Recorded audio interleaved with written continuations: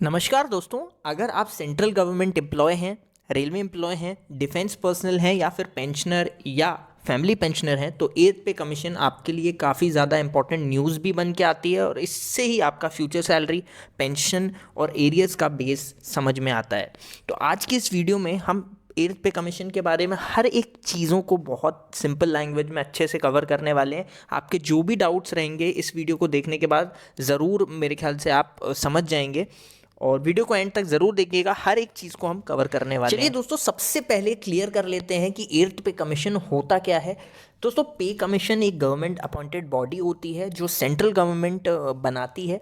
इसका काम होता है पूरी सैलरी स्ट्रक्चर को रिवाइज करना, जैसे कि जो है बेसिक पे, डीए, एचआरए, अलाउंसेस और आपकी जो पेंशन होती है वो भी। और ये कमीशन लगभग हर 10 साल में आता है। तो वो इंट्रोड्यूस हर 10 साल में होता है। जैसे लास्ट टाइम 2016 में हुआ था, अब 2026 हो गया तो अब होगा, तो वो चीज़ रहने वाली है।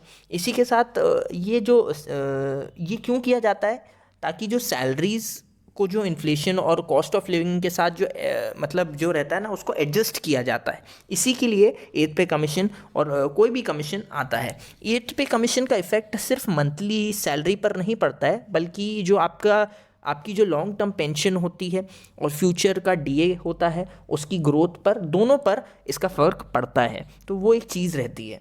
इसलिए पे कमीशन हर एम्प्लॉय के लिए बहुत ही ज़्यादा इंपॉर्टेंट होता है, क्योंकि इससे पूरा आप ये मत समझिए कि आपका सिर्फ सैलरी बढ़ रहा है, इससे आपका पूरा जो सैलरी का स्ट्रक्चर रहता है उस पर इम्पैक्ट पड़ता है। तो एक चीज़ ये रहती है। जैसे कि हमने जान लिया है कि एथ पे कमीशन क्या होता है, तो एथ पे कमीशन के साथ बहुत सारे र्यूमर्स मार्केट में चल रहे हैं कि भाई हो सकता है कि 1 साल बाद आएगा, 2 साल बाद आएगा। लोग कह रहे हैं कि आएगा भी कि नहीं पता नहीं भाई, मतलब आना तो है ही, बट अभी आना है कि नहीं, ये बहुत लोगों के माइंड में कन्फ्यूजन है।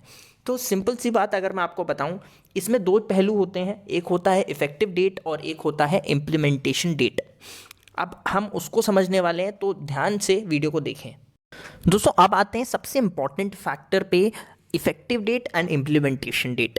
इफेक्टिव डेट वो डेट होती है जिससे रिवाइज्ड सैलरी जो रहती है, जो आपकी एज पे कमीशन होने के बाद जो सैलरी हो जाएगी, वो एप्लीकेबल यहाँ से मानी जाती है। जैसे एज पे कमीशन के लिए एक्सपेक्टेड इफेक्टिव डेट है अभी 1 जनवरी 2026। जैसे कि आप यहाँ देख सकते हैं 1 जनवरी 2026, मतलब सैलरी की कैलकुलेशन इसी डेट से शुरू होगी और एरियर्स भी इसी डेट से एक्यूमुलेट होते रहेंगे आपके आगे तक। जब भी वो इम्प्लीमेंट, सरकार बोल देगी कि भाई यहाँ से इम्प्लीमेंट होगी, तो वहाँ तक आपका एरियर्स आपको अकाउंट में क्रेडिट हो जाएगा।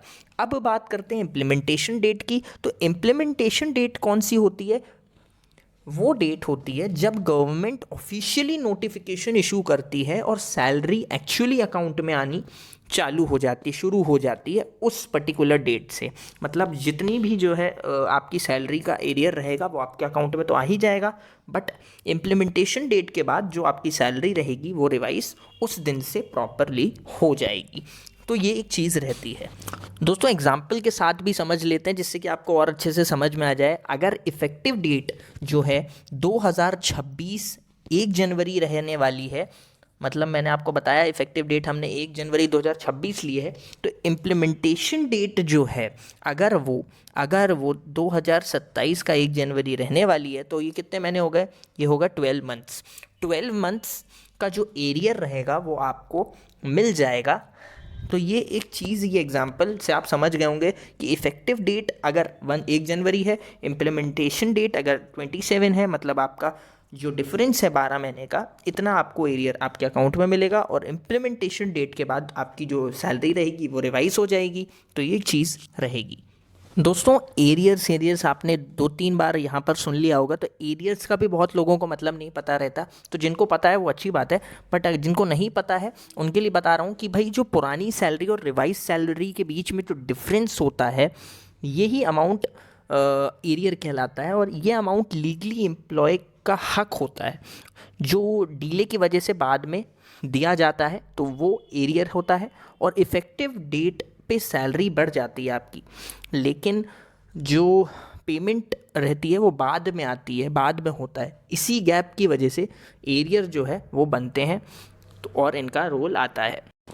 दोस्तों इसका जो कैलकुलेशन भी है वो बहुत ही ज़्यादा सिंपल है। मान लीजिए आपकी जो पुरानी सैलरी थी वो 45,000 यहाँ पर थी, और रिवाइज सैलरी मतलब जो आपका पे कमीशन लगने के बाद जो सैलरी हुई वो जो है वो 52,000 हुई यहाँ पर। तो दोनों का डिफरेंस जो रहेगा वो रहेगा 7,000 रुपीज़।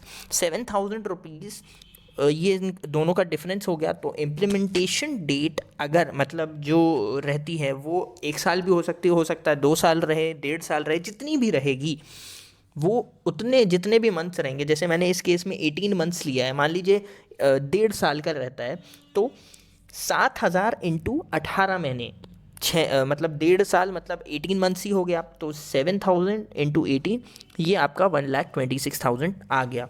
तो ये जो है वो एरियर के रूप में आपको मिल जाएगा। तो यही एक चीज़ रहती है जो लमसम में आपको अमाउंट मिल जाता है बाद में। दोस्तों अब सवाल आता है कि सैलरी का जो हाइक है वो डिसाइड कैसे होता है। दोस्तों पे कमीशन के कई फैक्टर्स देखे जाते हैं। पे कमीशन बहुत सारे फैक्टर्स देखता है, जैसे इन्फ्लेशन हो गया, महंगाई, कॉस्ट ऑफ लिविंग, और इकोनॉमिक ग्रोथ क्या हो रही है, इसी के साथ जो है गवर्नमेंट का क्या रेवेन्यू है, और एम्प्लॉय का वेलफेयर। इन सब के बेसिस पर एक फिटमेंट फैक्टर रिकमेंड किया जाता है। अभी जो फिटमेंट फैक्टर है 2016 में जो फिटमेंट फैक्टर था वो 2.57 यहाँ पर था। 2.57 फिटमेंट फैक्टर था 2016 में। बट अब क्या फिटमेंट फैक्टर रहता है, मतलब फिटमेंट फैक्टर का तो पहले आप मतलब समझ लीजिए कि फिटमेंट फैक्टर एक वो मल्टीप्लायर होता है जिससे आप बेसिक सैलरी को आप गुणा करते हैं, तो जो अमाउंट आता है वो आपकी रिवाइज्ड सैलरी बन जाती है, मतलब पे कमीशन के बाद वो सैलरी बन जाती है आपकी। मान लीजिए आपका पे मतलब जो भी आपका फिटमेंट फैक्टर रहने वाला है अभी हमको नहीं पता, आपके जो एग्जिस्टिंग बेसिक पे पर ये अप्लाई होता है, ठीक है। इम्प्लीमेंटेशन के बाद जो है वो डीए ज़ीरो हो जाता है और फ्यूचर डीए ग्रेजुअली ऐड होता रहता है। तो ऐसे आपका जो है हाइक प्रोसेस वो दिखता है इस एथ पे कमीशन में, और ऐसे ही हर कमीशन में। जान लेते हैं कि who salary will increase after एथ पे कमीशन, लेवल वाइज हम समझेंगे इसको, तो आपके लिए बहुत आसान रहेगा समझना। दोस्तों जो 1 से 3 है लेवल, मतलब लोअर लेवल भी हम इसे कहते हैं और एंट्री लेवल भी हम इसे कहते हैं, उनको परसेंटेज के हिसाब से सबसे ज़्यादा बेनिफिट मिलता है क्योंकि मिनिमम वेजेस इंप्रूव की जाती हैं। इसी के साथ जो मिड लेवल जो रहता है, जो मिड लेवल मतलब क्या हो गए, जो लेवल 4 to 9 हो गए, पहले तो 4 to 9 की बात कर लेते हैं। 4 to 9 में जो रहते हैं वो उनका जो स्टेबल हाइक माना जाएगा और स्टेबल हाइक मिल सकता है। इसी के साथ जो ग्रुप बी ऑफिसर्स हैं लेवल 10 to 12, उनका जो है वो बैलेंस्ड इंक्रीज़ यहाँ पर देखने के लिए मिलेगा। इसी के साथ जो सीनियर ऑफिसर्स हैं ग्रुप ए के 13 to 18 लेवल, उनका जो है वो परसेंटेज मतलब कम लग सकता है, लेकिन जो एब्सोल्यूट अमाउंट जो बनेगा ना वो काफ़ी ज़्यादा होता हुआ नज़र आता है यहाँ पर ऑफिसर्स के केस में। जैसे कि यहाँ पर मैंने एक एग्जांपल के तौर पर फिटमेंट फैक्टर मैंने 2.15 ले लिया। अब बहुत सारे र्यूमर्स चल रहे हैं कि भाई 1.9 भी हो सकता है, 2.5 भी हो सकता है, 2.9 तक लोगों ने कह दिया कि भाई 2.9 तक हो सकता है। बट यहाँ पर हम मतलब ज़्यादा एक्सपेक्टेशन नहीं रखते। 2.15 भी अगर यहाँ पर फिटमेंट फैक्टर रहता है तो लेवल 1 का जो आदमी रहेगा उसको करंट जो उसकी सैलरी है वो 18,000 यहाँ पर मिल रही है, बट जो न्यू सैलरी बनेगी उसकी वो 38,700 बनेगी। 2.15 अगर फिटमेंट फैक्टर रहता है तो इंक्रीज़ कितना हो गया, ये 20,700 का इंक्रीज़ यहाँ पर देखने के लिए मिल गया। ये लेवल 1 की मैंने आपको बताई। ऐसे ही लेवल 4 की अगर बात करें तो 25,500 अगर उसकी करंट है, न्यू जो बनेगी उसकी 54,825 बनेगी, और इंक्रीज़ होगा यहाँ पर 29,325 रुपीज़ का। तो वो चीज़ यहाँ पर देखने के लिए आपको मिलती है। तो आप इस टेबल में देख सकते हैं कि लेवल 1, लेवल 4, लेवल 10 और लेवल 13 तक का क्या यहाँ पर रहने वाला है। दोस्तों ये जो चीज़ें मैंने आपको बताई है ये मैंने अज्यूम किया है, ये अजम्पशंस है कि मैंने अज्यूम किया है कि 2.15 फिटमेंट फैक्टर अगर रहता है तो ये वैल्यूज़ आ रही हैं। और इसके साथ एक और चीज़ बता दूं कि ये जो मैंने आपको बताया ये सिर्फ बेसिक है, अलाउंसेस इसके ऊपर अलग से ऐड होंगे तो वो एक चीज़ रहने वाली है। दोस्तों अब सबसे इम्पॉर्टेंट बात ये है कि भाई टैक्स भी तो लगता है एरियर्स पर, तो उसकी भी बात कर लें। जो एरियर्स रहता है, जिस साल आपको दिया जाता है या मिलता है उसी साल आपको जो है टैक्स में आप आ जाते हैं, टैक्सेबल हो जाते हैं। और एक साथ लमसम मिलता है ये अमाउंट, तो इनकम जो होती है आपकी वो स्पाइक कर जाती है और आपका जो हो सकता है कि वो टैक्स स्लैब जो आपका रहे वो उससे भी बाहर चले जाए, तो हायर टैक्स स्लैब में आप आ जाएंगे। इसी के साथ आपके ऊपर टैक्स भी लग जाएगा, तो आपको उसके लिए रिलीफ मिलता है।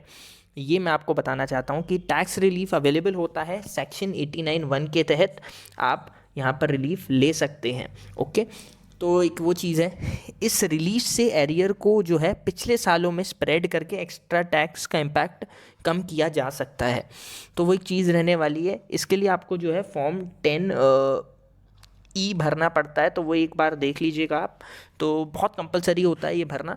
दोस्तों अब जान लेते हैं कि फिस्कल इम्पैक्ट यहाँ पर क्या पड़ने वाला है 8th पे कमीशन आने पर गवर्नमेंट पे। दोस्तों गवर्नमेंट आप जानते ही हैं, गवर्नमेंट पे काफ़ी ज़्यादा प्रेशर पड़ेगा, क्योंकि जो एम्प्लॉयज़ हैं, टोटल एम्प्लॉयज़ अगर सर्विंग की बात करूं प्लस पेंशनर्स प्लस यहाँ पर फैमिली पेंशनर्स, तो टोटल यहाँ पर 1.1 करोड़ के आसपास, 19 करोड़ के आसपास यहाँ पर जो है वो एम्प्लॉयज़ यहाँ पर देखने के लिए मिलने वाले हैं। तो बहुत ज़्यादा यहाँ पर पैसे की ज़रूरत यहाँ पर गवर्नमेंट को पड़ने वाली है देने के लिए, तो काफ़ी ज़्यादा बर्डन आ जाता है, क्योंकि इतना 1.19 करोड़ लोगों को जब आपको देना है पैसा, तो ऑब्वियसली पैसा होना चाहिए। 3 लाख करोड़ से ज़्यादा यहाँ पर पैसा सरकार को चाहिए रहेगा उसके ऊपर ही पे आउट करने के लिए। तो वो एक चीज़ रहने वाली है जो काफ़ी ज़्यादा यहाँ पर इम्पैक्ट क्रिएट करने वाला है गवर्नमेंट को के ऊपर भी, क्योंकि जो सैलरी और पेंशन एक्सपेंडिचर होता है वो परमानेंटली बढ़ता रहता है, तो वो एक चीज़ है।